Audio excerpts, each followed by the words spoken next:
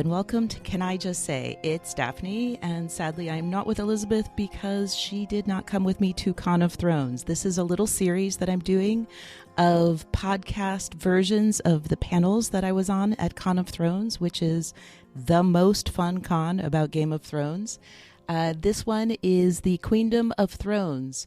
We talked about women of Game of Thrones and gender generally in the show. It was the first hour of the con, so we were very awake still. It's me and also Lauren Sarner, who you know from covering Black Sails and Outlander with me. Also Kim Renfro from Insider and Christine Kippens.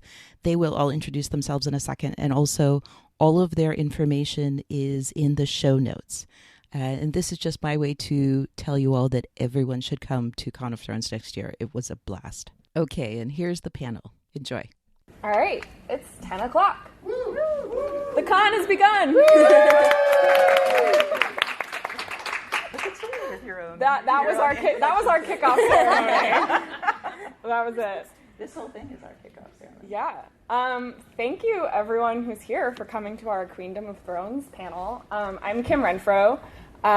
We will go through and introduce ourselves, and I think by way of introduction, we will say who our favorite woman in the world of Westeros is, and go from there. And so just so you guys know, our plan is to kind of do our thing up here for the first chunk, and then we're going to open it up to like Q&A towards the end. So if you have any burning questions, try and hang on to those and remember them, so that way we can hash through it at the end.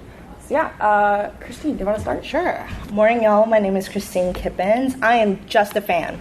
I am not part of the industry or anything like that, so I'm really excited to be here and kind of share my thoughts with you on Game of Thrones. I have read the books, but it's been a minute, so I'm probably going to just keep my commentary to the show. And my favorite badass woman from Game of Thrones has to be Lady Olenna, the Queen of Thorns. She is just like... I think I was raised by Lady Olenna. Like, she reminds me so much of my mom sometimes. But she's the only person besides Arya who could, like, go toe-to-toe with Tywin Lannister. She was basically running the kingdom at one point, and nobody, really knew it. And she's the only character to fucking win her own death scene. Like, how dope was that? I mean, way to go out with a bang. So, like, this is by far the easiest question I will probably get as a panelist this weekend. Has to be the Queen of Thorns, hands down. I'm Lauren. I write about TV at the New York Post. And just like Christine, I have read the books, but it's also been a minute. And because my job is mostly TV-focused, I am more show-focused. Favorite female character is so hard. I would say in terms of individual character, Arya, but in terms of character arc, Sansa. I knew you were going to steal that from me. But, yeah. Cool. So like I said before, my name is Kim Renfro. I am a culture reporter for Insider. So similar to Lauren, my day job is writing about movies and TV and stuff, and I literally got my job because of how much I knew about Game of Thrones. I read all the books in 2011 and now watch the show avidly. I didn't make it all the way through a reread, but I'm like 400 pages into A Feast for Crows. Nice. So the book is very fresh in my mind, so that's probably what I'm going to be thinking about the most. And with that, I feel like my favorite woman in Westeros changes depending on like what chapter I just read, but right now Brienne of Tarth is my absolute favorite. That's for Brienne. I love that like she is kind of like the only true knight in the series, despite the fact that she is not allowed to have that title because she's a woman. And I love her dynamic with so many of the other really important female characters, including Catelyn, and also Jaime, and just, she's fantastic. So, cool. Woo! Hi, my name is Daphne Olive. I am a jewelry designer and podcaster. I know, so random. Dream job. My podcasting network is Common Room Radio, and I don't actually podcast about Game of Thrones, although maybe I should. Yes. Duh. Feels like that world is pretty well covered. I do podcasts about Black Sails. What else do I want to say? Oh, right, my favorites, right. Mm-hmm. So I have read the books, I think, through twice, but that was a while ago. Watched the show multiple times, including very hilarious rewatch of everything this month. So, yeah, everyone's already picked my favorites. But I'm going to say I actually have two favorites. And my book favorite is actually Daenerys. And my show favorite, even though I cannot believe I'm saying this, is Sansa, for the same reasons as Lauren. Yeah. Her arc is incredible and completely believable, which is amazing. Yeah. I buy every minute of it. Yeah, great. So we are, just to like, again, give you a heads up of sort of our goals here. So we're going to talk some meta commentary on what it was like for us to be women experiencing the books or the show, but then also dive into like the women specifically within the show. So to start, I think it would be great if we can all talk a little bit about our first experience of either reading the books or watching the show and seeing all of these various women characters and like the handling of that and how our sort of initial gut check reaction was to that. So I guess I'll kick things off. I came to the show through an ex-boyfriend. So we were dating, and he was like, oh my God, there's going to be this amazing show on HBO. We have to watch it on Sunday nights. And he described it to me, and I'm like, this sounds like the stupidest fucking thing I've ever heard of. Like, you're really going to make me watch this? And he's like, you'll like it, trust me.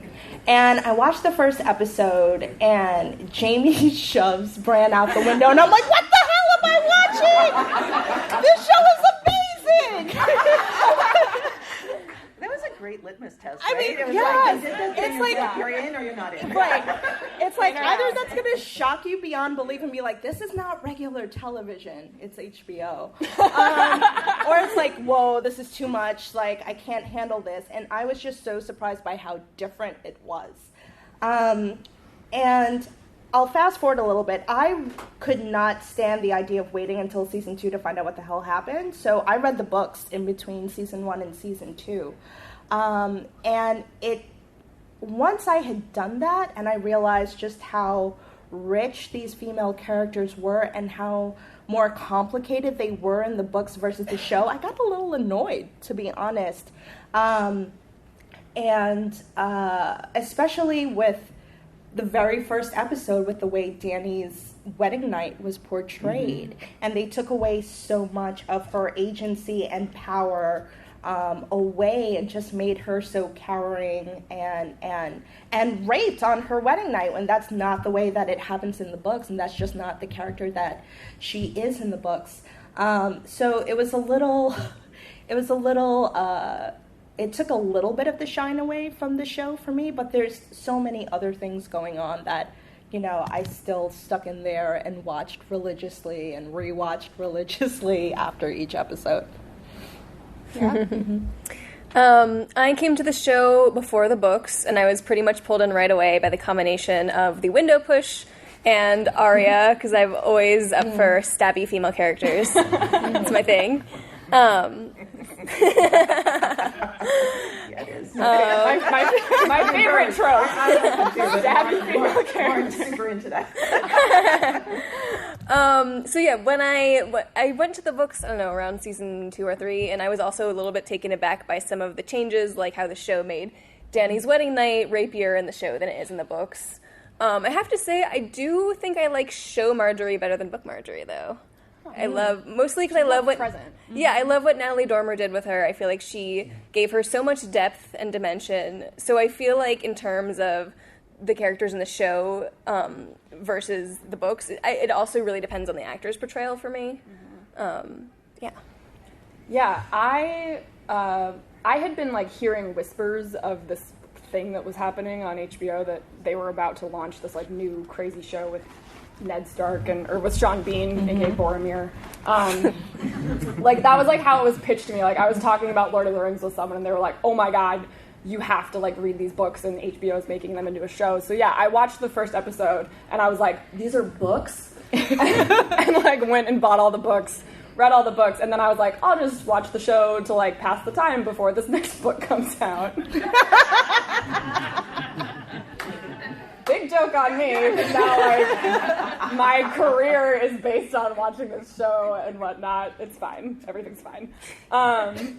But yeah, I think my initial reading of the books, especially because I was, they were recommended to me like via this Lord of the Rings pitch, I was like, whoa, like there are so many more women, and they're all very different, which is what I really appreciated. Like there are actually women. There's not just one. Lord of the Rings. No elves. There are human women. So I was really struck by the range of women that George R. R. Martin was able to bring to life in a really, like you said, believable way. From Sansa to Arya to your Daenerys to, even, like I was saying, Brienne and Catelyn, like, they were all in sort of like these different zones of what it means to be a woman kind of growing up in that particular fantastical time.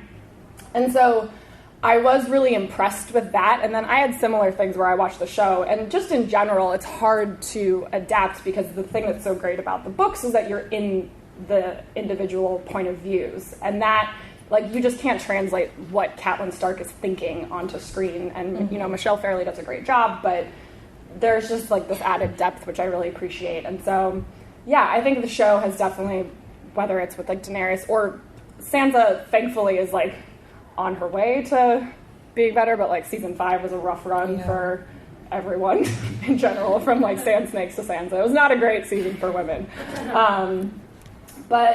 So it was a little bit of a mixed bag, but overall I was just really impressed with seeing this big powerhouse fiction that had so many women, and women who had realistic, horrible things happen to them, but also had really realistic reactions to that, and were having a sense of agency that I hadn't seen very often in really popular mainstream fiction before. My story is quite similar. I knew nothing about anything, was a big HBO watcher, so I saw those ads. Like, those ads were so good, the ones where you just saw the crow's wings, right? Mm-hmm. Not really, it's crow's wings.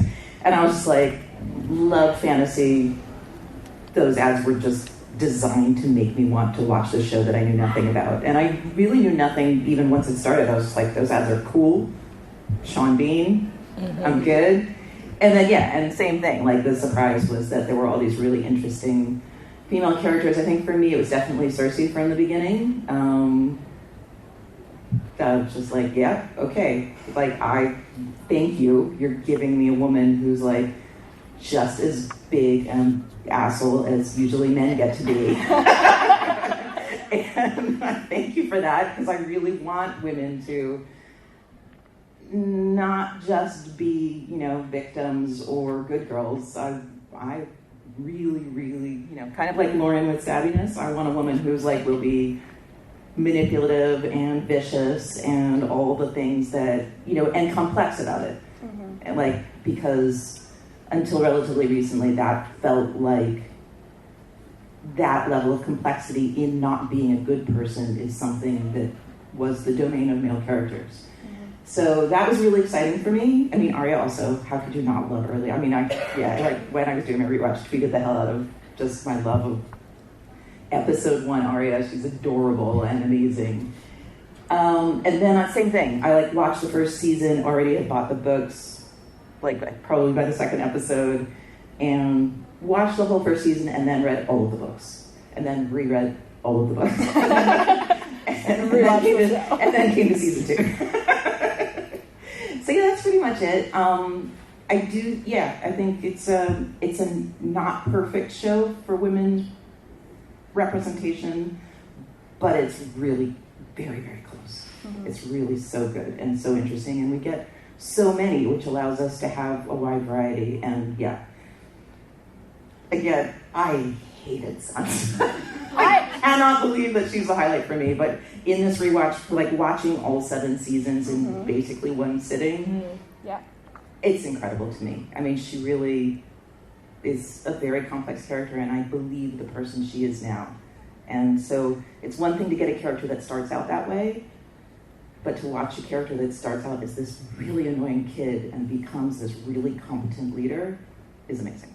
Yeah, this reread that I just did, my first time reading the books, I was like, okay, Sansa sucks, Arya rules, end of story. Because I think Sansa's first, 2 chapters where you're in her head are so tough to, sympathize with her. Because she's being, so judgmental of people around her, whether it's Jon or, her friend, Jane Poole, who has, especially rereading that, I was like, oh my god, you need to, chill on... give that girl a break. Yeah. But rereading it, I think it's been 7 years since I've done, a full reread in a row, and not that, I wasn't grown up when I was 21, but rereading it now, and especially with just, all the conversations that are happening regarding, women and our culture and how we need to, do better with everything, rereading it, I was really Sansa is such a believable young girl who is raised in this culture that treats her like she has one job, and it's to get married and have babies and not do anything else, and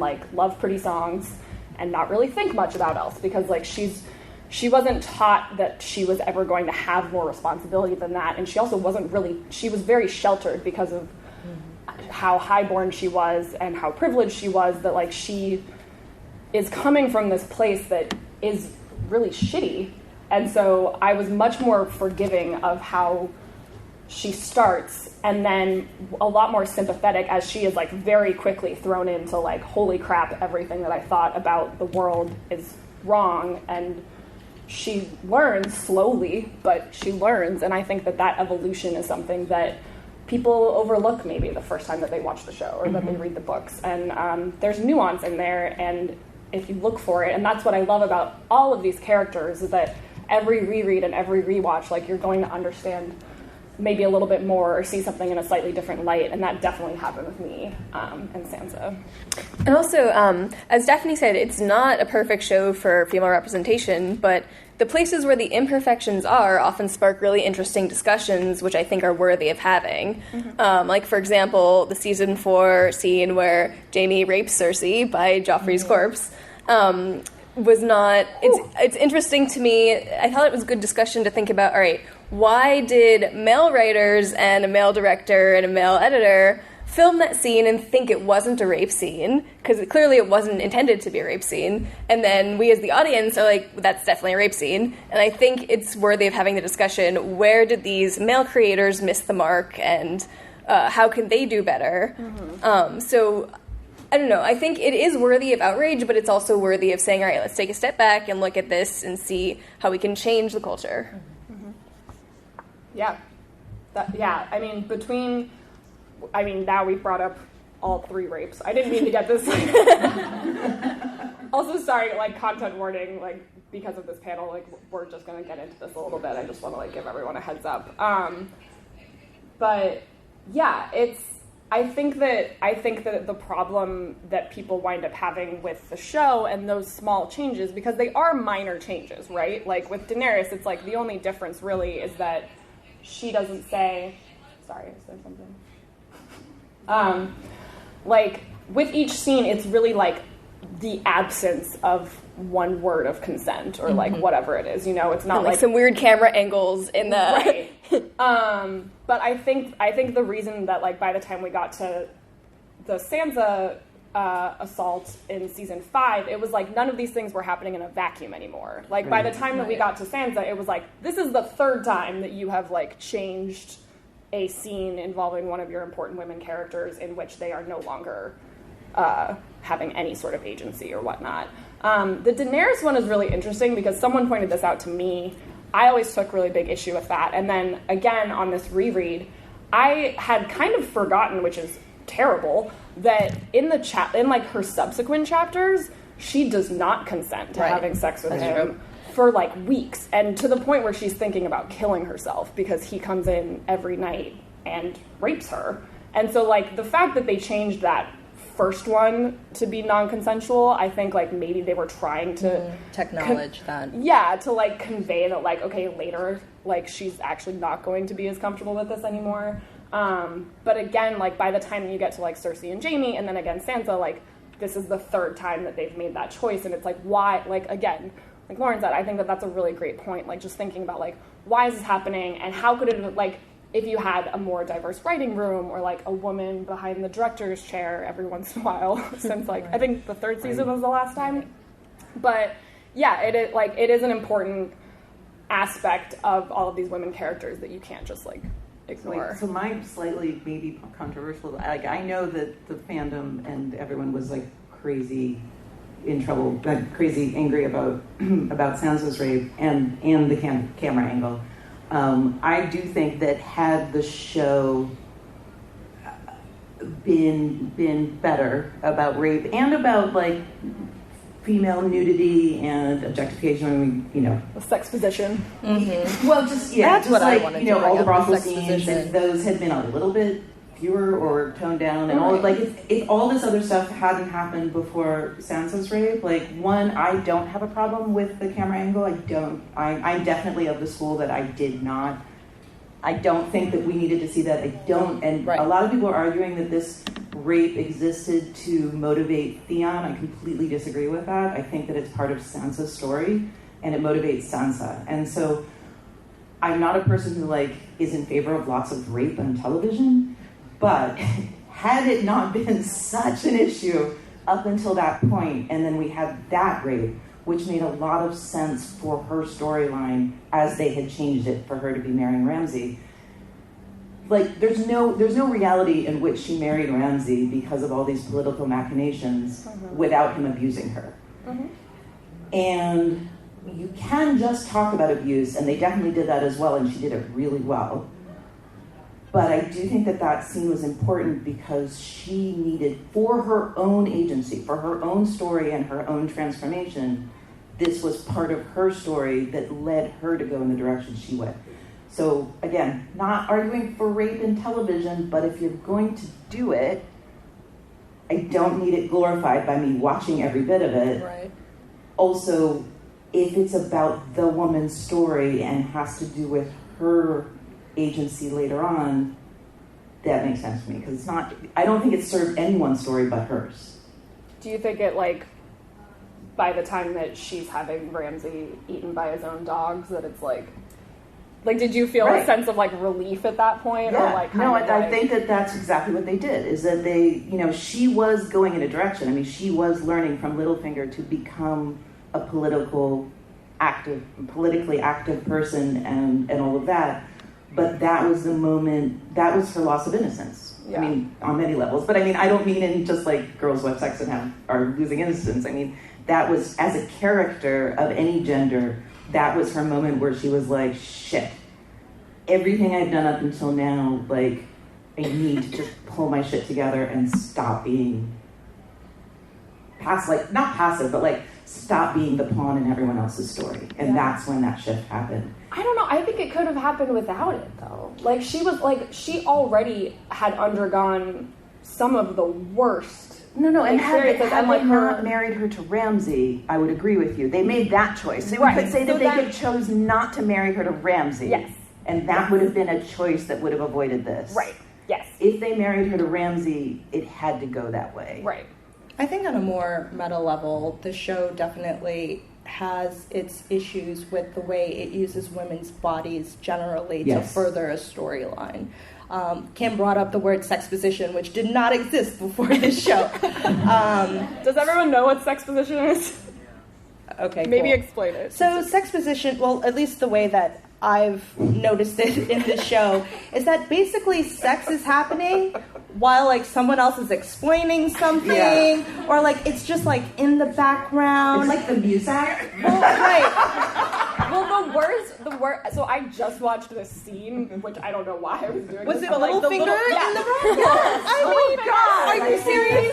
He's like play with her ass, right. and then and then tells the story of like wanting to marry Catelyn Stark and like dueling Brandon, and I was like, why did that have to happen in front of two naked women? No, that is the thing that happens when there are no women in a writer's room. Right. Sorry, I love the show. Exactly. Like, I'm going to be critical. I love the show, but that is something that happens when there's no women in a writer's room.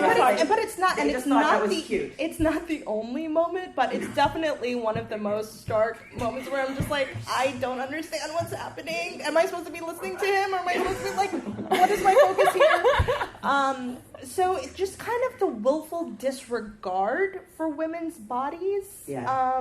And again, in that moment, neither one of them has agency over their body. They're being directed by their boss to engage in sexual intercourse and learn from each other, at least, or learn from his direction. If how it was to their story, that would be okay Right. as part of their story. Like, Well, I it didn't has have nothing agency to and do now I'm with doing something anything. else. They're Yes, we they're know. furniture. We They're the know furniture. Littlefinger is a douchebag. Like, we don't need this scene Right. to like. It was help literally us- like a sex worker job interview. Right. Exactly. With like the other one was the one where you see Roz and Theon having sex, and then she's like, "You're a ward of Ned Stark. That means that you're a hostage." Like, Poor Roz. is this really your like pillow talk? Right. Well, we also have the Viserys the bathtub one. Yes. Oh, I'm the last dragon. Was Right. born 25 years ago. Take your top off. Like. But it also says a lot of assumptions on the writers' and directors' parts about who the audience is. Yes. It says that they think that the audience is only heterosexual men or people who are interested in women, and that they are not capable of enjoying a scene about, politics without, naked ladies in the background. Tits and dragons. Right. Yeah. That's what it feels to me. It's like, I mean, I very much enjoy seeing naked women do things on a television show. I usually would like for those naked women to actually be characters, so that, the things they're doing have to do with the story. But it's talking down to everyone. It is actually talking down to the whole audience of every spectrum. Mm-hmm. Well, and that, this kind of segues into something else that we were going to talk about, which is like what it's like for us to be like a woman in this fandom. And speaking of like that idea of who do the show creators think like are their audience? I have to say, when I came to the Con of Thrones last year, like I was like sadly like surprised that there were so many women here, and that like most of the panels I was on were like with a bunch of other women. Mm-hmm. And I think for a while, me like behind my computer and just reading my books, like I assumed that I was like trying to tap into some sort of like boys club of like a Game of Thrones fandom, and it's really not like that at all. Like there are so many incredible women who are part of this community, and it's really great that like we get to have these conversations and meet each other and hang out. So I work in the reproductive rights space, and I interact with a lot of women as a result, and people are surprised that I like the show. They're like, but isn't it like super rapey? And like, that's the word that people have a tendency to use for the show, that it's very rapey. And I'm like, okay, maybe it's a little rapey, but like, where is it? Unfortunately, it is something that happens in our society, and it's a tragic thing, and it is portrayed in movies and in television, and it's something we have to grapple with. And I understand it may be triggering for some people, and it shouldn't be a form of entertainment, but it's a part of storytelling. It can be. And the show isn't just rapey. I mean, it has so many deep political storylines that are happening. There's a lot of, what exactly is, what should a woman be like in society? What should a man be like in society? Where do children fit in?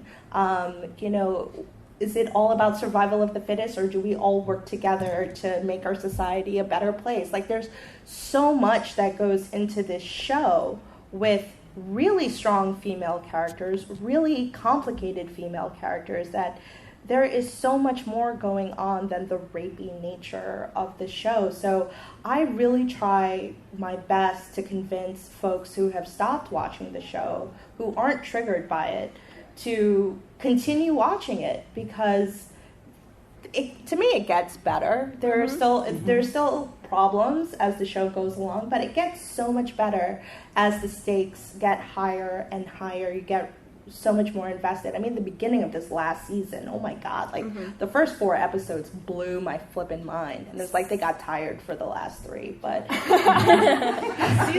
season 7 had the least amount of nudity. Right. And it was everyone was so wearing good. gray and very covered. Because it got cold, right? Super covered. Thank God it got cold. winter We now. had more clothes. Right. We're all in our dresses that can't- look like armor. And say what you will about that Jon and Daenerys sex scene, but we actually saw more of his body Right. than hers. Oh my and that was God. like the first sex scene in the show where we'd seen more of the man than the woman. Right, yeah. And it was the best. Agree to disagree. That's for another panel. It's gonna have to be another It was like 2 scoops of butter pecan, guys. Like, how is that not amazing? Maybe I kind of want to talk about like our positives that we like love about the women for a little bit too. So like maybe we can go through some of our favorite scenes from the show. Like, I think it might be easier to focus on the show since it's so visual. But like, yeah, favorite scenes from a show like featuring what like your favorite character or whatever. The first one that came to mind for me as we were just talking about this, I mentioned Brienne before, but the season 6 scene where Brienne swears her sword to Sansa again, like makes me cry every time because by then you've spent so many hours with these 2 characters and it perfectly mirrored her oath to Catelyn.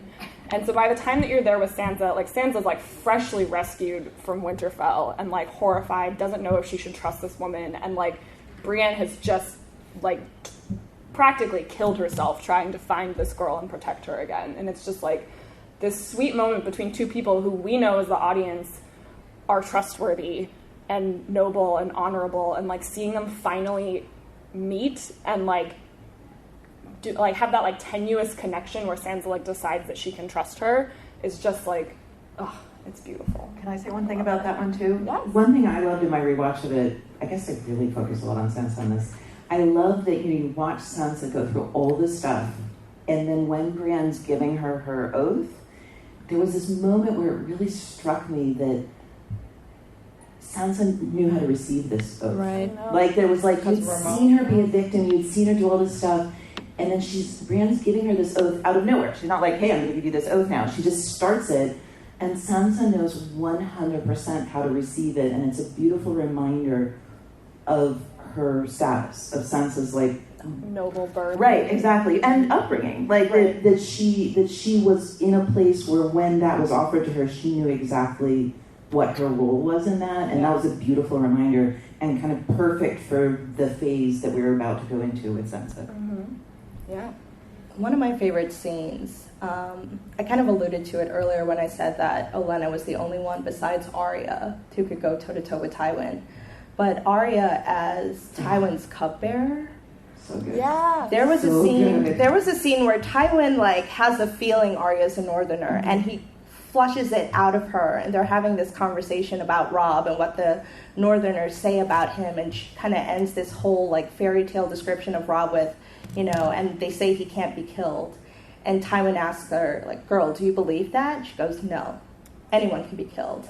And she just stares into his eyes, and Tywin gets unnerved by it. And I was just like, yes! This little girl just fucked up the most powerful man in Westeros with her eyes. Oh my God, it was incredible. So I just remember like cheering and be like, oh my God, my little baby girl. Like she's just fearless. And it was just such a sight to behold to see him just like go get that wine, at the end of it. Because, like, you remember when you're, like, arguing with your parents and you know that you've won when they're like, shut up, right? It was like that kind of moment. Arya totally took Tywin. Yeah. I really love Cersei during the whole Battle of Blackwater sequence. Just her drinking and In that, like, trolling armor everyone. dress. Yeah, and just like antagonizing everyone and just kind of talking about how life as a woman is kind of miserable. And everyone always uses that gif of her drinking. Mm-hmm. But I feel like that's just such a peak Cersei scene. Like, she's still allowed to be complex because there is like genuine pain beneath her eye-rolling bitterness. But there's also so much bitterness. And yeah, I feel like that is, as we said before, the kind of antagonist that usually has been the domain of male characters in the past. Early Cersei is just such a great, complex villain. Maybe quickly we can touch upon. Can I do another Sansa one real quickly? Sorry, I like jumped in on yours, but I actually had one. I forgot about that. So one of the things also, like, really just, there are benefits to binging a show that you've already seen, because you see stuff that you didn't, and like this was a crazy binge. So there are some beautiful, for all of the characters, but this is a Sansa one. Wow, I'm really talking about Sansa. The panel for it. I hope you're on the this Sansa is a- Arya panel. I am also. We're both also on the Sansa and Arya panel, so you're gonna have Little to hear me. preview of Yeah, tomorrow. exactly. I had to be on that panel. So there's some beautiful ones like mirroring. So the one that I noticed this time, which I really loved because it showed all of her phases and that some part of her is still the same person. So there's that wonderful scene in season 1 where she's talking to her septa, I always forget her name, and she's like, do you want to hear about my life? And she was like, Such a brat. oh, I wish I like Like, that's memorized boring. right. She was like, oh wait, no, I'm bored. Like, I remember. Oh, so Septa Nella Right. starts to answer the question about where are you from. She's like, oh, I'm from a lovely summer, like blah. And Sansa interrupts her and says, oh, I just remembered. I don't care. Right, that's it. Thank you. What a brat! Thank you, Christine. So I'll have Christine now perform the scenes.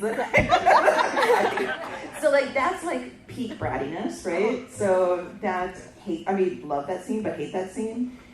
And then in season 7, she is exactly doing that thing over and over again to Littlefinger. And I love that because it is an absolute, like now I believe it's an absolute callback to season 1 Sansa. Yeah. And callbacks are beautiful when they're done well because they show you exactly like the whole arc. And that's what it did for me. It was like, I was like, she's doing the same thing, but one, she's a totally different person. And 2, she's not doing it because of kind of teenage uncontrollable brattiness. She's using it strategically. And that's the most beautiful part of it, is that it completely goes back to that thing and shows everything that has changed about her. She's punching up now instead of punching down. Yeah, exactly. And super amazing. I was just like, I was so struck. Just beautiful writing. Yeah. Brilliant writing. And super quick, just because it's kind of on the same train, during the time when Cersei and Loras are briefly engaged, during Sansa and Tyrion's wedding, when Loras is trying to make nice with her and leans against that windowsill and says, "My father always said," and she goes, "Nobody cares." Because I also love that. True. Well, it's hilarious, but I also feel like But yeah, nobody cares what me. nobody cares. His own mother doesn't. Your dad is the worst. We should just raise a glass to like strategically petulant women. Yeah. Cheers to that. I feel like it's really rare for female characters to get that kind of biting yet hilarious one-liner, and especially female villainous characters. Yeah. So Yeah. Well, I think we have like 13 minutes, according to my very precise timeline here. So, does anyone have any questions? Yeah. Okay, so one thing that I'm sort of struggling with is the show is showing all of these strong women, which I love, but at the same time, that they almost seem a little one-dimensional in that way. Like Arya she was this little girl, now she's this super killer, and there's no softness to her. There's no love. Same thing with Sansa. There's no love. Cersei, you could probably argue. There's no love. Well, now that her kids are dead. And then, like season 6, Daenerys, I feel like that's also maybe the male writers on the show struggling with, I'm this really strong woman, and yet I can't love this guy. With the Daria thing? Yeah. Yeah. So I wish, and I don't know if that's because there are so many men writing the show, that they can't maybe, put together that women can be strong and can still have a soft side and show lovingness to someone else. I think Brienne is the one where they've managed to get it right. They do, but she also, she has also been shunned by men. I'm a She's your favorite, but I feel like it's a little bit one-dimensional Right. as well. Because, I mean, the crush on Loras, and then, with Jamie, that's never going to happen. Right. I mean, Cersei gave her a Yeah. See, I would. there's still some time. Also another panel. But I would kind of disagree. Because I actually think that they're still very complicated. I mean, Arya has that moment up on the ramparts, maybe, of or battlements of Winterfell with Sansa at the very last episode, where they're quoting their father, and Arya misses first of all, the first thing she does when she goes to Winterfell is go to the crypts, right? So even though when we see her in Westeros, she has become the Hound. Like, she eats like the Hound, she talks to people like the Hound. Like, you could see that she's detached, kind of like what you said. But there are these moments when she learns that Jon is king in the North, and Sansa's alive, and they've taken and they've taken. Even though there's this moment with Hot Pie where you kind of expect her to be like, oh my God, my friend who I haven't seen and he's still alive, and she's just stoic. When it comes to her family, you could see that her heart is still very warm when it comes to her family. And Sansa, who's supposed to be feminine and the traditional feminine trope, and hugging her siblings as she's reunited with them, but she's still walking around like a damn boss in Winterfell, being like, shouldn't that armor have leather on it? Why the hell would she know? But she knows. Like, she's preparing for battle, Yeah. So I would argue that they definitely have dominant characteristics, like one's a tomboy. A few of them are tomboys, a few of them are super feminine, but they still show another side, and it's not just about the dominant. I'm going to split the difference. I think they do it better for men than they do for women. Yeah. So I do think they do it some for women. I think, with Arya, if you take Arya and Sandor and compare those, since that is a good comparison, he has been allotted so much more surprise tenderness than she has. So I do think they do it. I think they do it better for men. I'm going to be on the gender panel, so we're going to talk about that. That is actually one of our topics. Well, I think, Lauren brought this up earlier, but I think for some of it just depends on the actor, because there's only so much that they can convey on their face, whereas with the books we have all of the nuance of what's going through their minds, and I think imaginations. That I think is where you get a lot more depth, especially as you get further into the story, with Arya and some of the other characters, and Daenerys for sure. There's a lot more nuance to what she's thinking, but I think there's a limitation to how much they can show that without doing too much exposition about precisely what they're thinking at any time. I still think they're doing better than men, though, so they are capable of it.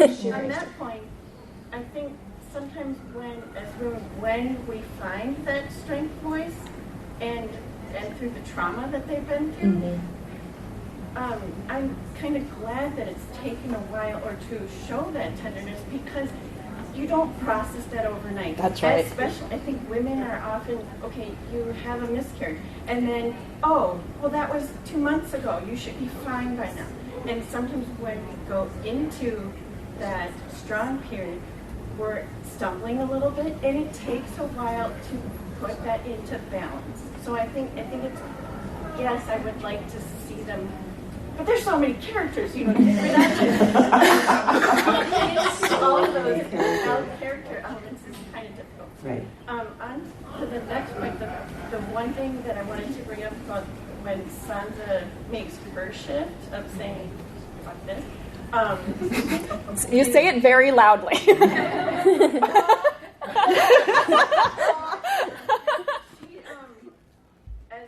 a costume geek and what the costumes represent. Her costumes. Yeah. What happens is, and I've searched for a look-alike pattern for years. For hours and hours, I've seen people silk screen their own pattern trying to get it. When Sansa allows the dogs to kill Ramsay, the dress she appears with next is, she's wearing those dark coats, gorgeous. If you look at the pattern, it's kind of like you can see a flayed man in the pattern. Oh shit, no way. That's so cool. Wait. So it's and so basically I feel like she's wearing his skin. She's like, what? Oh, I love that. Rewatching 2 nights. Right. Well, and also her jewelry, I had forgotten that it was Right, so I had forgotten how quickly she gets that crazy necklace that I adore. Like, I always imagine that later on, but that actually already happened. Right, That it was like... a sign of her more feminine power because It's a needle. Yeah. It's not a hacking killing. Right. It's a needle. That's what... I hit you and you don't even know it. Right. Michelle Clapton, the costume designer, has said that like it's supposed to mirror Arya. Like Arya has her like actual sword needle, and like that necklace is like Sansa's like armor kind of that she because she wears it as soon as she like dyes her hair and becomes like a green. Yeah, Darth Sansa. Well, and that was the first. It was goes right back to like red hair, like 2 episodes later. No, but it's so interesting because it was the first moment that she really. I mean, okay, I guess she was incrementally understanding like Littlefinger, but that was the first moment that she lied for him. Like that was the moment where she did consent, to be part of his thing. Honestly, like, and then she's wearing that necklace. Yeah, Sansa, Cersei, like the costume design for the women on the show is phenomenal. And that's amazing storytelling. Call back to the, courtly embroidery. Right, exactly. To I can use my feminine skills. Yeah, it's great. You have that question back there? Just going back to the them not being able to be loving, I think we have to withhold judgment until next season because Gendry and Arya. Oh my god! I'm rooting for those two kids. We have shippers. I'm going to die. No spoiler. Please, God. No, one can hope. I think yeah, all good. I know that there was discussion of people being disappointed with the way Daenerys' arc was twisted in the first season with her and Drogo, but I found in this last season, I've been very frustrated with the lack of nuance in Daenerys' character. She's either brutal and petulant or adoring and soft. There's nothing in between, and I think one of the problems with it that I noticed while I was watching is she's only ever talking to other men. Except for that one with Olenna. Yeah, there's like because that happens in season 6, and then they all kind of split up. There's one scene with Missandei, and that's it. She talks to Olenna in season 7. She does. Yeah, that's the be a dragon moment, which is like one of the strongest conversations, I think, and it's because it's between those two women. I know that a lot of people, it might just be the direction they're taking her, but it seems like she's lost a lot of competence in the way that she just seems, overly harsh. Can it be the scene with the Tarleys, the way she addresses that? So I was wondering if anybody else, if anyone felt differently or saw the same. Yeah, we'll have to see where they go with that, because for me, every time she did that, I feel like the intention was to, especially with the Tarleys, was to remind us of her father. So that might, I can't. Whenever I watch, it should be both of them. I mean, that's sure, absolutely. Right. So yeah. I mean, and maybe they aren't doing it with enough nuance so that it feels like breaking character, that she keeps just like flip flopping between two things without. But also, if they are insinuating madness, then these kind of stark breaks would make. Sorry, I need to not say stark. Very unstark. So yeah, for me it was like I couldn't tell.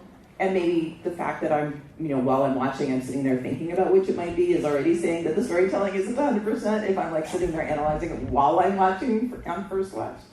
But yeah, it felt to me like that we'll just have to like a little bit hold judgment for her portrayal in season 7 to see where it goes in season 8. I kind of felt it was true to her character. Like, it's a dragon being a dragon. And Dany has always shown that she loves the people and will fuck up the ruling class when she gets good and ready. Like, she wasn't, she didn't crucify former slaves. She crucified the masters, so... Burning the noblemen who were trying to oppose her. Exactly. Yeah. So she gave them a choice. They chose poorly. And a dragon is going to be a dragon, especially after getting that pep talk from Olenna. Yeah, I mean, that's the way I saw it. I think the big issue is that Daenerys has such potential to be amazing if they wrote her just a little bit more villainous. And I feel like they've coded her to be a hero, they've coded the audience to see her as a hero, and I feel like that has a very awkward clash with like a lot of the things she's actually doing, but they're reluctant for us to see her as anything but a hero. And so as a result, it's like this weird tension between what she's doing and what we're seeing and what they're trying to present her as. Yeah. I really like this scene. Yeah. Let's hear from Daenerys. Oh, hold on one second. Khaleesi is talking. You can be by my Sunday. It just frustrates me when people like compare Cersei and Daenerys because no one actually sees Cersei as the true villain that she actually is. Like, she killed hundreds of innocent people by blowing up the scepter because she didn't like 2 people. I super think Cersei is a villain. But a lot of She's people an are like, awesome villain. Daenerys is the Mad Queen. Daenerys is going to be just like her father. Daenerys actually is pretty fucking calm compared to Aerys. Sorry. And it's just like, they're like, oh, Daenerys is going to be the bad guy. No one should like Daenerys because she's killing people. She's got the dragon. She's going to be like her ancestors. When Cersei is killing people and she's like raised Joffrey to be like that little fucker that he was. And it's just frustrating to see them comparing them differently for no reason. I think I've written about both characters, and I think the reason why the Daenerys question comes up more is because, especially in the books, like, that is discussed. Like, Barristan Selmy has a whole conversation with her about how, like people say that the gods flip a coin every time a Targaryen is born, and, like, they're either mad or they're not. And, like, Dany has a lot of internal wondering about whether or not she's doing the right thing. So I think that that's why maybe people tend to, like, try and parse that out more, because it's been sort of, like, presented as a possibility. And so every time that she makes a new choice, I think people are more prone to, like, debate whether that indicates something or not. Whereas with Cersei, it's, like, so obvious that she is wrong in so many ways.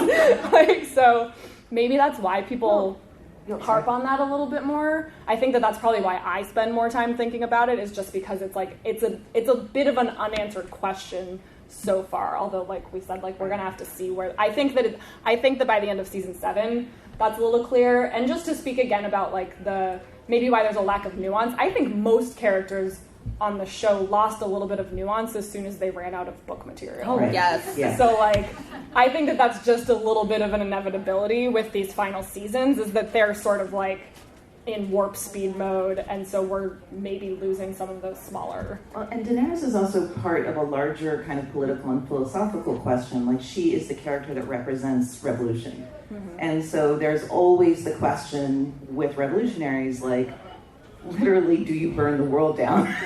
So she's kind of perfect. She's the perfect symbol for that. So, like, this idea of, like, is it right to burn the world down for the sake of a good cause or not? And she represents that really beautifully for me. Mm-hmm. And so that is exactly the character that is like, you're good and you have good intentions, but your execution could go many directions, and one of those directions is really, really destructive. Mm-hmm. And is that okay? Like, just all of those philosophical questions, like, do we believe in burning down the world for the sake of a good cause or not? And I like that. I actually love that she's the embodiment of that. I wish that they, like Lauren said, I wish they, like, really leaned into that more. It would be amazing if she was really struggling with that. Yeah. All right. Unfortunately, we're out of time, but thank you all for coming. Thank you all so much.